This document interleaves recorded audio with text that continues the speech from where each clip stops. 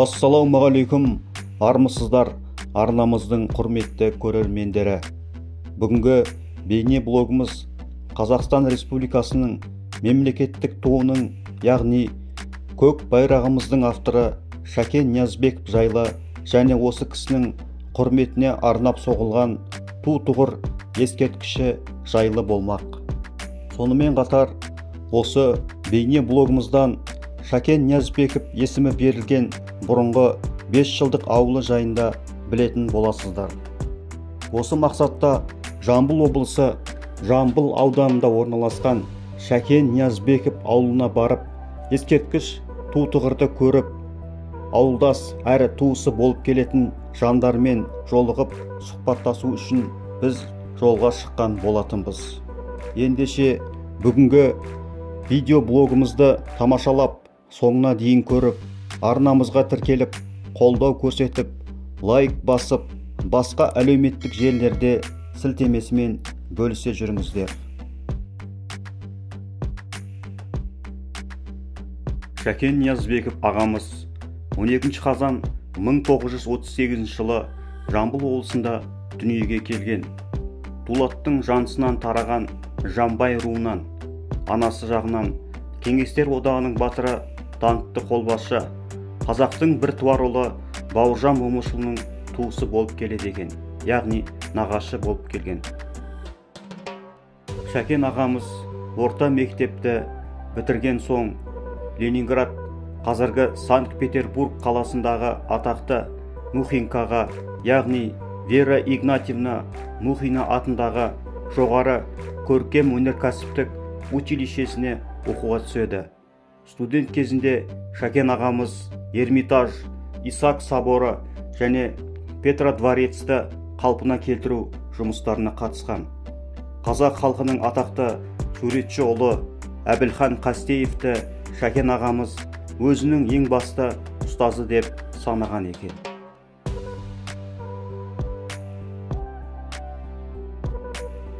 Армысыздар, құрметті көрермендер.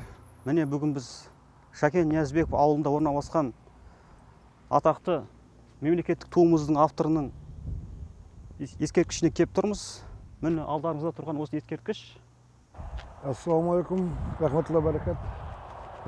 Мынау бауырымыз Шәкен Ниязбеков Оңласұлы ағамыз туралы интервью аламын деп келген екен.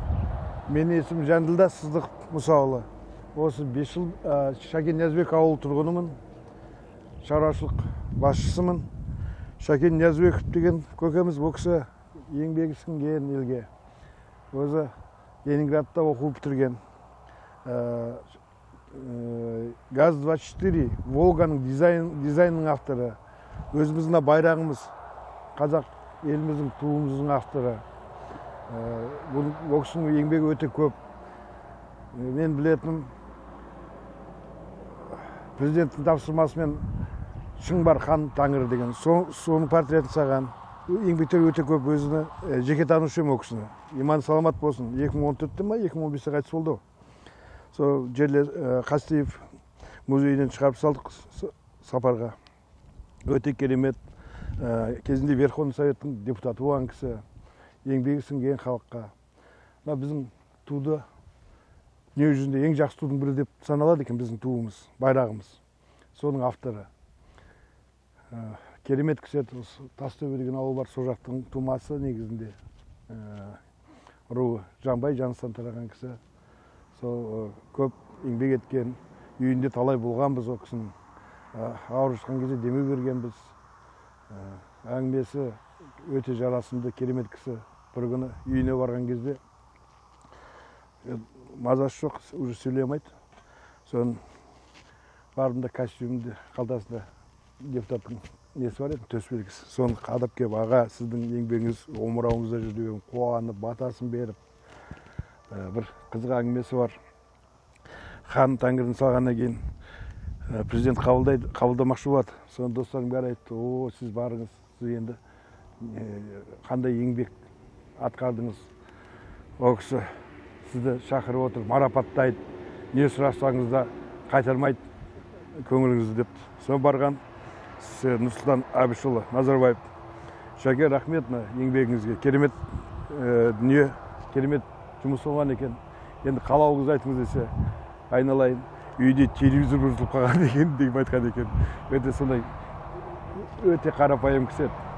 Иман саламат болсын. Мына көкеміздің туының астында жүрміз бәріміз. Байрақтың астында. Мына Жансерік деген бұл да біз туысқанымыз. Шәкен ағаның туысқаны. Осында қызмет істейді. Осы мұражайды бәрін қарап жүрген осы Жансерік бауырымыз.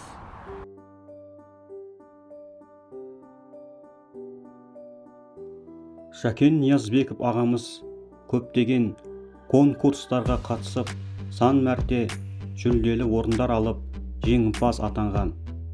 Солардың кейбірін тілге тиек етсек, 1961 жылы Глобус теледидарының дизайны үшін Чехословакияда берілген алтын медаль, 1964 жылы Ленинградта өткен бейбітшілікті қолдаймыз атты плакаттар конкурсында бірінші орын, 1982 жылы Алматы қаласындағы Республика алаңын көркем безендіруден өткен конкурста бірінші орын алған екен. Ол кісі тағы да жаңа айтып отырмыз ғой, ГАЗ-24 Волганың дизайнының авторы деп. Одан кейін пульт управлениені шығарған сол кісі. Кейін оны жапондықтар патентовать етіп алған дейді. Негізінде еңбек сол Шәкен Оңласынұлы Ниязбек ағамыздың еңбегі ғой.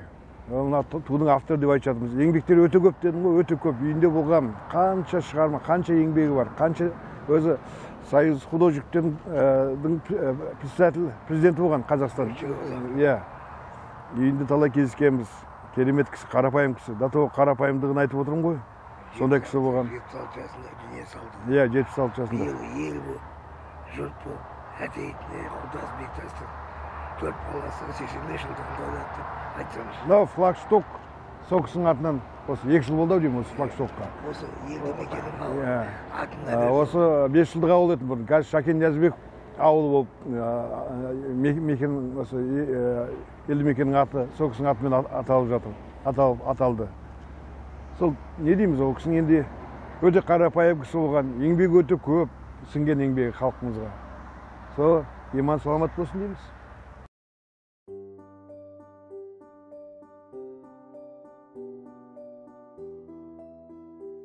Шәкен Ниязбеков ағамыз Құрманғазы, Көбік Шашқан, Исатай Тайманов, Абай, Шохан Уәлиханов, Мұхтар Әуезов, Сырым Датұлы, Жамбыл, Қазақстаннан келген солдат, ана деген суреттер жұмыстары бар.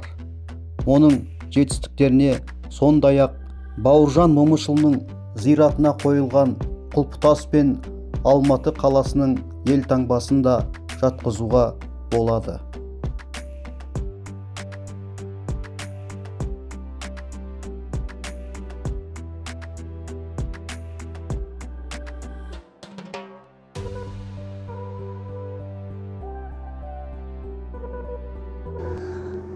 Ассалаумағалейкум, қазақ елі. Мынау бүгін біз Шәкен Ниязбеков ағамыздың, атамыздың монументінде тұрмыз.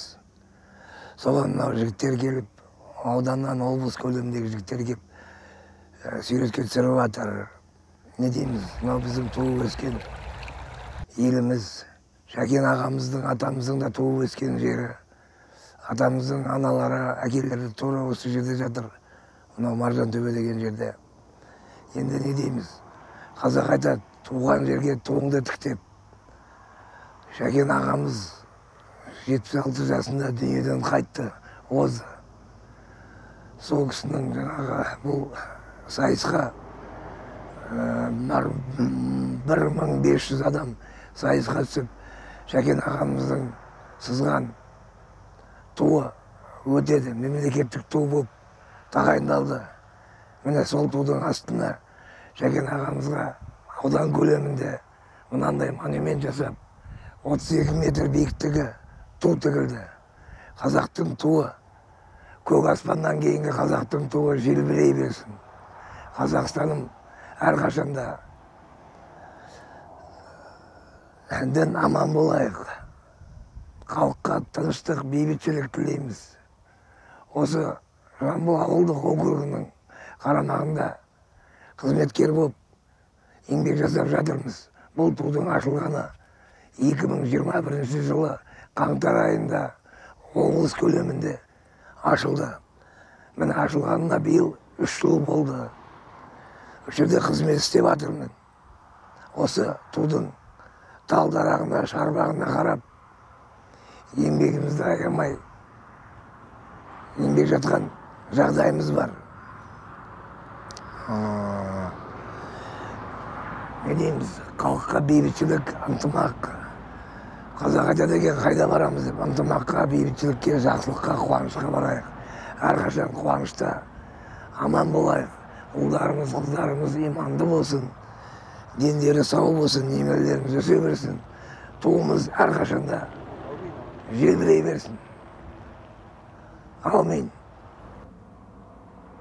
Енді қарасаңыздар, мына жерде монументтің алдына жазылған екен: желбіре көкте байрағым, намысым асқақ айбыным, азаттық туы айғағым, рухани шалқыр байлығым. Қазақстан Республикасы мемлекеттік туының авторы, Әулиеата топырағының тумасы, Қазақстан суретшілер одағының мүшесі Шәкен Оңласынұлы Ниязбек деп жазылған екен. Еліміз өз тәуелсіздігін алғаннан кейін 1992 жылы 1200-ге тарта суретші қатысқан конкурста Шәкен ағамыздың туындысы жеңіп шықты. Содан бері міне 31 жыл өтіпті. Мына алдарыңызда желбіреп тұрған көк байрағымызды Шәкен ағамыздың қолынан шыққан туындысы, тіпті перзенті деп айтса да болады.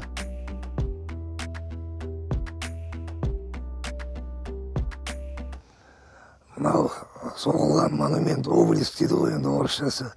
Осыған ат салысып, осы обелисктің басы көзінде бас ие болған Жамбыл ауылдық округінің Садырбаев Бақытқа халықтан мың алғыс. Сол кісінің еңбегі деп айтуға болады күндіз-түні. Осы жерде осы ауыл төрағасы Жақсылық Қонысбай ағамызға халықтан мың алғыс. Осы кісі 2021 жылы басында күндіз-түні тұрып, осы құрылысшыларға тамақпен қамтамасыз етіп, еңбегі орасан зор.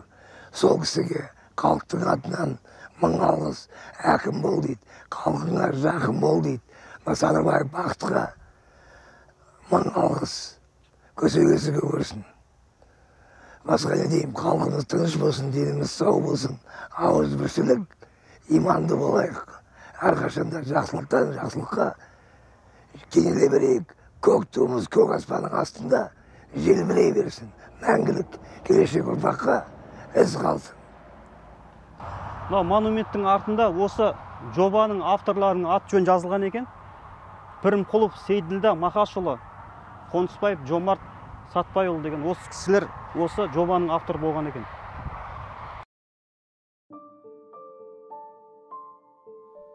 Шәкен Ниязбеков ағамыздың есімі берілген бұрынғы 5 жылдық ауылы Жамбыл облысы, Жамбыл ауданы, Жамбыл ауылдық округіне қарайды.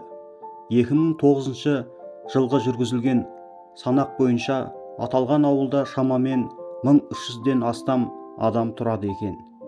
Шәкен Ниязбеков ауылы Тараз қаласына және Батыс Қытай, Батыс Еуропа тас жолына жақын жерде орналасқан. Бүгінгі бейне блогымыздағы кейіпкерлеріміздің айтуынша, осы ауылдың қасындағы бейіт қорымда Шәкен Ниязбеков ағамыздың туыстары жерленген.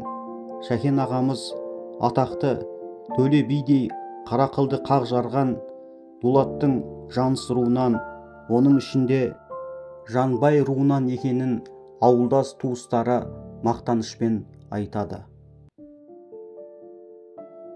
Осымен біздің бүгінгі бейне блогымыз аяқталды.